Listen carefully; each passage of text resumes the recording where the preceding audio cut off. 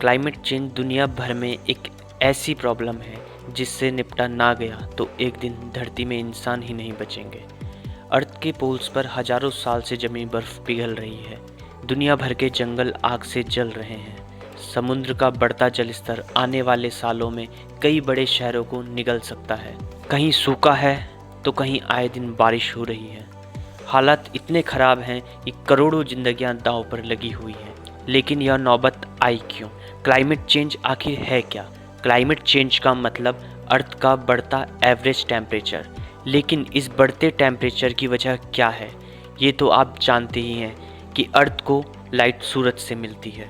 सूरज की किरणें जब अर्थ पर पड़ती हैं तो उसमें से कुछ किरणें रिफ्लेक्ट होकर वापस स्पेस में चली जाती हैं और कुछ किरणों को हमारे एटमॉस्फेयर में मौजूद ग्रीन हाउस गैस रिफ्लेक्ट होने से रोक लेती हैं। इसे ग्रीन हाउस इफेक्ट कहते हैं। एटमॉस्फेयर को आप अर्थ की चारों ओर गैसों की दीवार कह सकते हैं। सूरज की जिस किरणों को एटमॉस्फेयर में मौजूद ग्रीन हाउस गैस रिफ्लेक्ट होने से रोक लेती है, उसी की वजह से अर्थ में गर्मी होती है और जीवन जीना आसान हो जाता है। अगर ऐसा ना हो तो अर्थ में इतनी ठंड पड़ेगी कि इंसान का जीना मुश्किल हो जाएगा।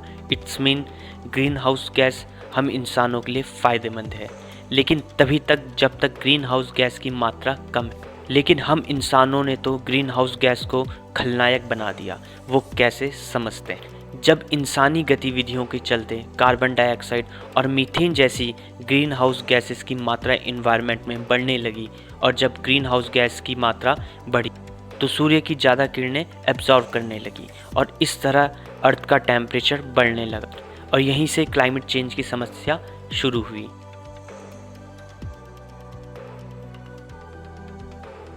छह मुख्य ग्रीन हाउस गैसों में water vapour, carbon dioxide, methane, ozone, nitrogen oxide और क्लोरोफ्लोरोकार्बन शामिल है। इसमें सबसे खतरनाक कार्बन डाइऑक्साइड है जो लंबे समय तक एनवायरनमेंट में रहती है।